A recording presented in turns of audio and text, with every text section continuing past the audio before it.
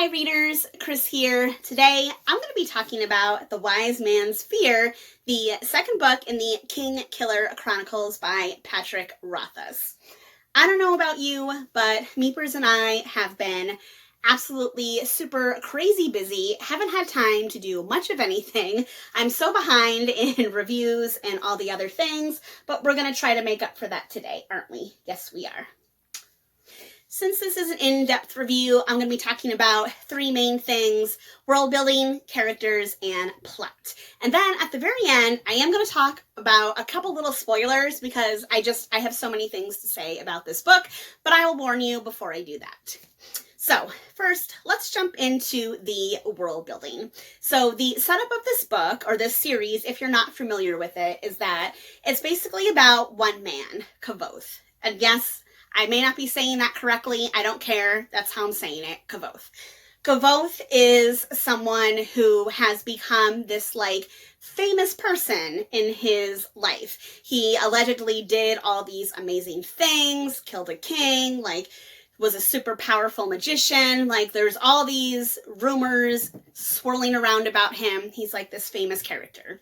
But Kavoth in present day is an older man running an inn. No one really knows who he is because he's trying to keep a low profile.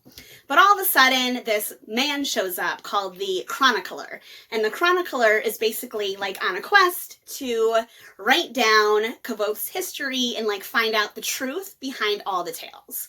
So in book one, Kavoth sat down with Chronicler and for a whole day told him all about his younger years.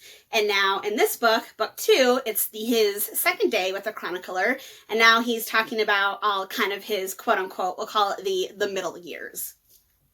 So that's a really vague setup of this book. And the world. So the world that this takes place in, there is magic, there's elves, there's wizards, there's all sorts of crazy stuff. And I do think that the magic system in this series is super unique. Super unique. It's called, they don't actually even call it magic, they call it sympathy. And it would take so long to try and explain how sympathy is supposed to work. So let me just say on a very basic level that it's really rooted in science and how different energies work together in different materials and stuff like that. Definitely not something that everyone can do, but Kavoth is going to the university, one of the places where they teach a lot of this stuff, and so that's how he kind of learns how to use sympathy. So that's kind of the setup, or really quick world building. So now let's talk about the man, the myth, the legend, Kavoth himself. In book one, Kavoth really goes through a lot of struggles. So I guess slight spoiler for book one, but this happens pretty early on. But basically what happens is his family is a traveling, they're basically gypsies. They play music, they dance, they perform, and they travel around. They don't stay in one spot. But his parents sing this song about these mysterious creatures, and all of a sudden these creatures appear and they kill his parents. So Kavoth is left alone on his own at a very young age. I think he's supposed to be only 10 or 12. So all of a sudden, he has to try and survive in a world where he is completely alone, has no money, has no resources, and he really struggles. He really struggles. Obviously, we know that he lives because we have older Kavoth talking about his younger self, but you can feel his struggle. In book two, he does go through similar struggles. He's still having money problems. He still has some other things going on. But I did feel at certain times, not all the time, very certain times, that he did not struggle as much as he has previously. What I mean by that is I don't know if you've ever heard the term a Mary Sue, someone who things just happen for. There were a couple times, maybe only two that I can think of off the top of my head, only 2 times where I kind of felt Kavoth, things happened a little bit too easily for him, considering how much he had struggled previously, and especially financially, which is something I think that's really unique to this tale, not something that I've seen in a lot of fantasy books before, like what he really has to go through as someone who doesn't have any money. I thought that was super fascinating and a really interesting part of his story. But again, there were certain parts of this book that I felt he did not struggle enough, and things came a little bit too easily for him, but that's okay. Again, 1,100 pages in this book. He does a lot of traveling in this book, so he meets a ton of different people. I, again, could probably do a 5 to 6 hour video about all the different characters in this book, but the ones I'm going to focus on today, other than obviously our main character, Kvothe, is our villains, aka the Chandrian. Now, the Chandrian, again, were introduced in book 1. They killed his family, and then after that happened, he didn't really see them again, because the Chandrian are like these mythical beings, and no one really knows if they exist, other than Kvothe, obviously, but there's like no information on them. No one knows who they are, where they come from, even what they are, basically. So it really, really, really annoyed me that at the end of book 1, like there was no advancement of that plot. Like we didn't find out anything about them. Now in book 2, we do get a little bit more information about the Chandrian, but I still think that it was not enough. It's not enough, because at this point in the series, if there's only supposed to be 1 book left, I feel like we should have a pretty good idea of what the main antagonists, who they are, where we should know about them. Like, I feel like there's still a little bit too much mystery, and considering, again, they're supposed to be the main antagonist of the series, or if they're not, I haven't seen set up for anything else, but, so either, I don't really know what's going on with that, so that, to me, that is a little bit annoying, but that's just because I like to know things, so I want to know everything about these people, quote unquote, if they even are people. I want to know about these creatures. I want to know why they're so evil. I want to know why they kill people who talk about them or mention that. Like, I want to know all these things, and I did not get that, which was a little frustrating, But I will say, there is some additional information that we do learn, so that did help a little bit.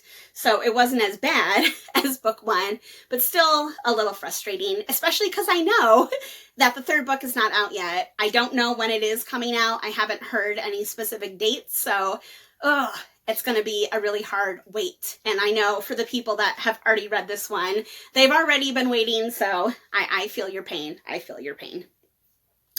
So now I'm going to move on and talk about the plot really quick. So again, in this book, Kvothe, he starts out just like he did in book 1, where he's at the university learning about magic, how to be a magician, a sympathy, how to build items that use sympathy, how to learn the names of things so that he can bend them to his will, like all this cool stuff.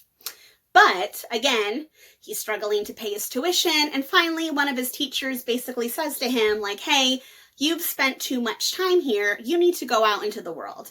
You need to go out and get some real-world experience. You need to do X, Y, and Z. He gets this opportunity through his music playing to go visit this, this nobleman, in a far-off city, and he ends up doing that. Once he gets there, again, there's a whole bunch of things that ensue. So not only does he spend time in this noble court, he goes out hunting for bandits. He ends up becoming trapped by a fae, like a famous fae lady who seduces him. He goes on adventures with her. He meets these cool people called the Adem, who are super good at fighting. He goes through all these adventures. So many different things. I feel there is almost twice as much plot in this book as there was in book 1, and I really liked that. There were only a couple parts where I felt the story dragged a little bit, but I will say, so for example, there's one part in the story where he takes a group of men and they go out looking for bandits. I'm just going to leave it vague there. And they spend a lot of time in this forest.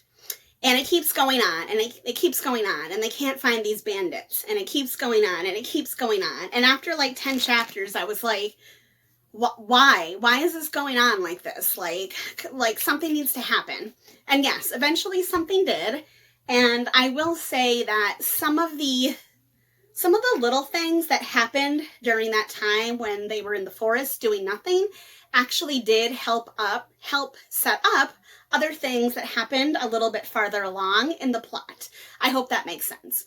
Basically, every time I was like, why is this happening?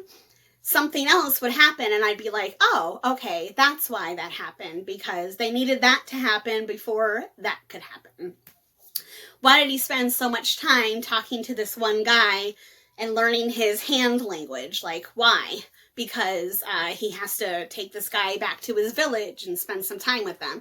Like, things like that. So if you're reading this book and you ever feel like it's dragging, hang on. It'll get there and it'll be worth it. That's what I'm going to say.